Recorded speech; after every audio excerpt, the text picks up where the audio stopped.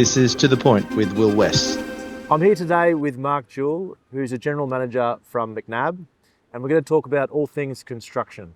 So, Mark, thank you so much for joining us today. Maybe just a brief introduction about what you do at Mcnab and what do Mcnab do maybe on the Gold Coast. Okay, yeah. So Mcnab, we're the largest Tier 2 building construction group in Queensland.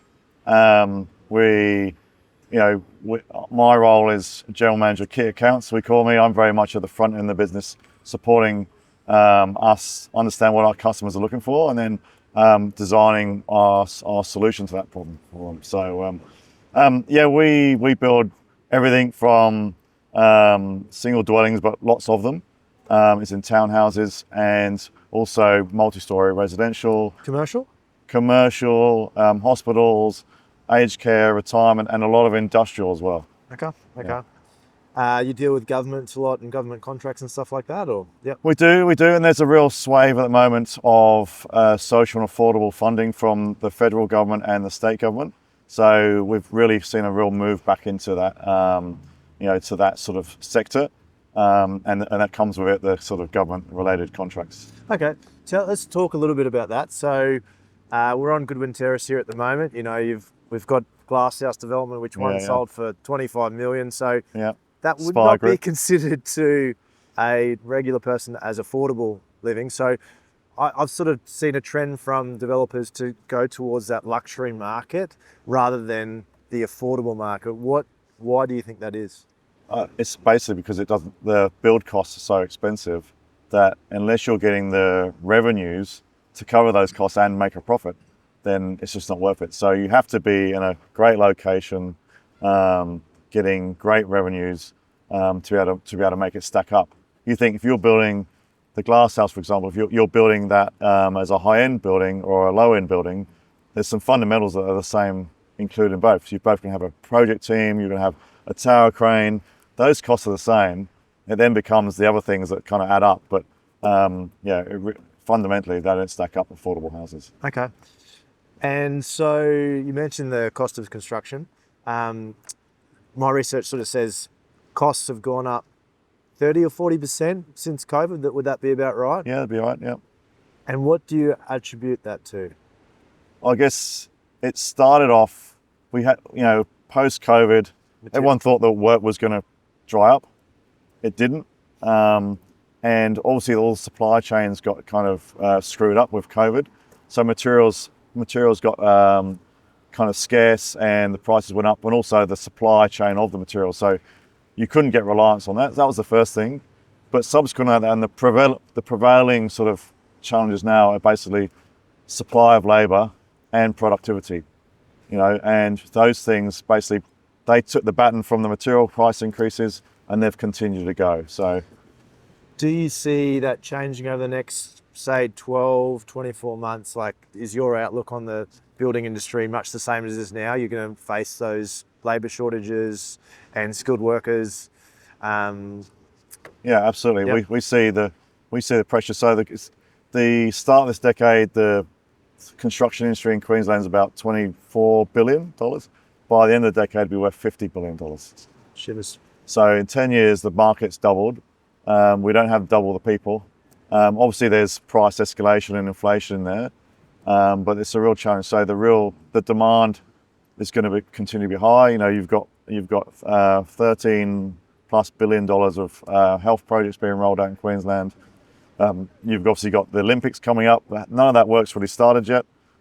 You've got the social affordable housing.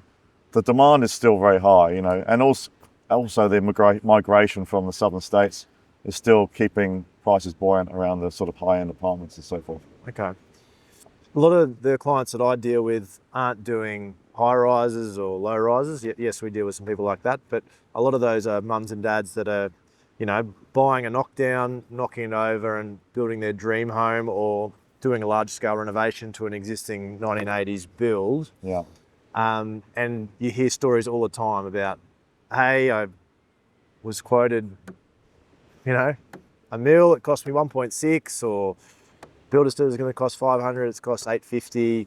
those sort of stories are quite prevalent in the marketplace. Yeah. So based on what you're saying, you don't think that's going to change, like the building industry is probably not going to change too much. There's still going to be that pressure on trade. So in other words, the builders can sort of pick and choose their projects. Yes. And it will be more of a builder's market than say I'd say so. And I think some of those stories would have come through that rapid escalation period. Yep.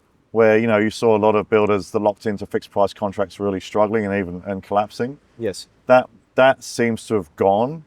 Now, obviously, we don't know what's going to happen as this next tranche of work comes through. But so just maybe just explain a little bit about what the difference is between a fixed price contract and a cost plus contract, because some people might not understand. Yeah, okay. Well, obviously a fixed price contract. You tell me you're going to charge me to build something, whereas cost plus is the cost of everything, plus the builder's margin. Yeah, exactly. Right? Yeah. So they might charge you in the domestic market. They might charge you for their staff costs at cost. And then they'll charge you for the material costs and the subcontract suppliers costs plus a margin, and that's often, in my experience, anywhere around 15%. Yeah. Whereas fixed price, you've got a fixed price, a fixed scope of work, and that's the number, and it only really should vary if you vary it, in theory. Housing affordability is a very topical conversation at the moment. Politics. We've got a state election coming up. Yeah. It's a big factor that they're all talking about. Yeah. Do you see that Gold Coast has a problem with housing affordability, or is it more sort of Sydney, Melbourne, Brisbane? What's your take on it, and what do you think they should be doing? Yeah, obviously, from my personal opinion, it's fundamentally no different here to everywhere else, right? In the world, you're talking about? No, in Australia. Yeah. So the same pressure's the same. Obviously, I think we've had a little bit more share of interstate migration here, and so people have come in with more money, and obviously it's an amazing location. So who wouldn't want to live here? So I think the affordability issue is the same. I think there is definitely a supply of land issue on the Gold Coast. It's obviously a kind of narrow swathe of land, and I think there's quite well documented sort of challenges around actually freeing up land for more housing. I think that's probably one of the key aspects. I mean, there is a challenge with building, density in terms of building larger apartments, right? For example, at the moment there's not many builders that want to take on that risk. Yeah. Right. And of course, when you're building a large building like that, it takes a long time. Well, can you tell me what the world's going to be like in 2, 3, 4 years' time? No, I cannot. Right. So that's one of the challenges. A lot of the builders have moved away from that large scale construction. Yeah. So you've got a problem that one of my most common things is, Mark, I've got a building, all I need is a builder. And that's in our commercial sense. But I also see that the domestic builders are quite busy, especially the boutique guys and girls. You have to go along Hedges Avenue, anywhere of any sort of note, and you're still seeing lots of boutique luxury buildings going on. I spoke to an architect today who does a lot of that work. Yep. And he's telling me it's really been driven by interstate, big money. They want to buy a piece of land, knock down a building and build their own. What are some of the common mistakes you see from everyday people that are making a selection in a builder that are about to undergo a big build project or? Yeah. Well, I get asked that a lot, especially from friends, of course. I think the biggest thing is people get advice around builders sometimes, and referrals are everything, and they don't always listen to it. So you really want to find a builder that's got customers saying, they've done a great job, they finished on time, they didn't give me lots of variations, that what they said was going to happen happened. And if builders, if you don't know the builder and you can't find a referral, you need to get that from the builders. And I think get them to lay out what projects they've done recently. I would do that first before you ask for references, and then say, I want a reference from these people, really where you can actually speak to them and find out what's going on. Because you don't necessarily, it's like if you go for a job, you give the referees the people who are going to speak nicely of you. Yeah. The other thing to do is you can look on the QBCC website. So all the builders should be licensed, and you'll see on the website, first you'll see they've got a license. Have they had any bans? Have they had any demerit points for bad defects or anything like that? And then also what work they've delivered in the last period. Because one of the challenges, when the market's hot, some builders grab onto that and really grow really quickly. In my 30 plus years in construction, I've never seen anyone successfully grow a building company rapidly and deliver quality and safety and still be in business. So I think if you can kind of look back on the QBCC website, what they've done in the past year, what they're planning this year, and you'll see, how their growth's going to be. That's really good advice, especially about saying, hey, what projects you done recently, and then go, hey, that project's similar to ours. We want to speak to that client. Yeah. If you speak to that client and they're like, yeah, he was fantastic, did everything you said, or no, it was 16 months over time frame and over budget, well then you... Yeah,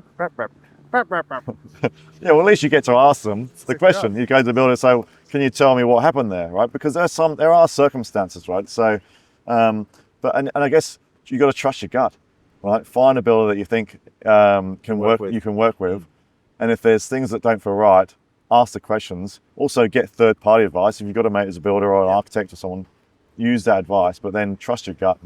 It's good advice. So, if you were going to embark on a new project, whether it was a build or big renovation, where would you see most value on return? So let's say, for example, high ceilings, butler's pantry, storage, I often get that question asked when people are in the plan stage, like, oh, what should we do with this? What should we do with that? Yeah. And I always find it a little bit difficult to advise someone because I'm like, well, you want sort of all those things. You want the storage, you want the high ceilings, you want the butler's pantry, you want to tick off as many boxes as possible. Yeah. And sometimes they might be on a 405 block where you can't sort of squeeze everything in. That's right. And I'm going through that process myself at the moment. So thanks for asking. It's not easy. It's not easy, right? And sometimes you can know too much. But I guess for me, my preference is to get the bones of the building right. Yep. And then spend the money on that, because the finishes, you can change those over time. The fundamental layout of the building, how it's oriented, what the building looks like from the outside.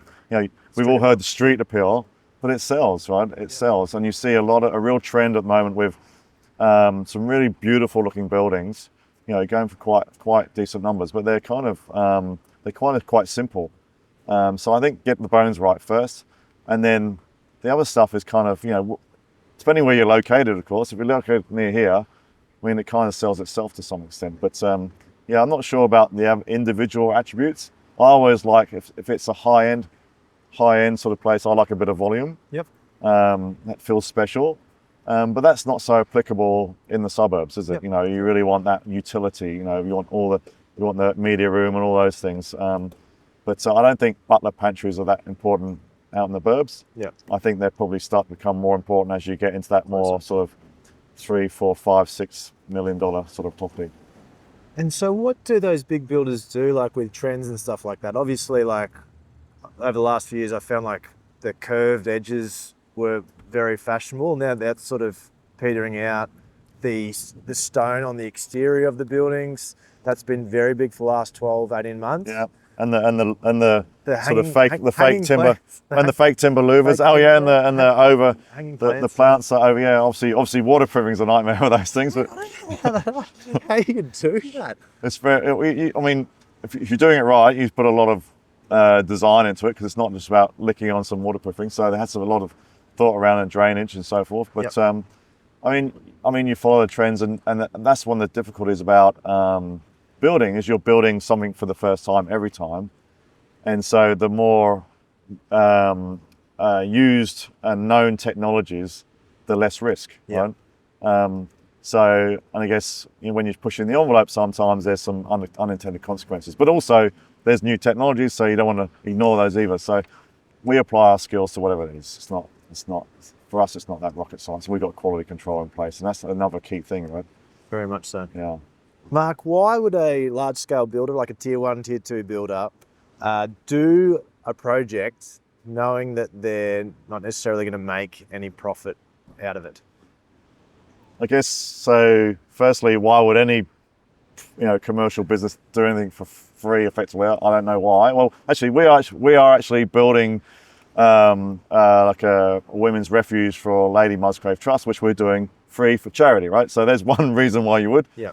But I think I think if you're asking that question about, you're seeing all these builders doing things for nothing, I don't think they've done it on purpose. It's because their contracts weren't in line with today's Yes, costs. they're fixed price, got caught in the escalation. No one goes into business not to make profit. Yeah. I think there are rare cases, but not in residential stakes, where, as a business, you might make a call to go in on a loss leader, so where maybe you want to break into a new market or something, or a new client. Yeah, they want to see their sign on a very special build or a great location where they think, okay, no, I'm not going to make any money out of that, but the flow-on effect I'll get from that might pay dividends. Maybe, but you'd be pretty crazy to do it on a big scale, wouldn't you? Maybe as a taster, because you're locked into these jobs for when you design and construct them, years. So I think if there's people out there deliberately going in with no margins, then I'd steer clear of them. And I know that fundamentally our industry is challenged by the scarcity mentality.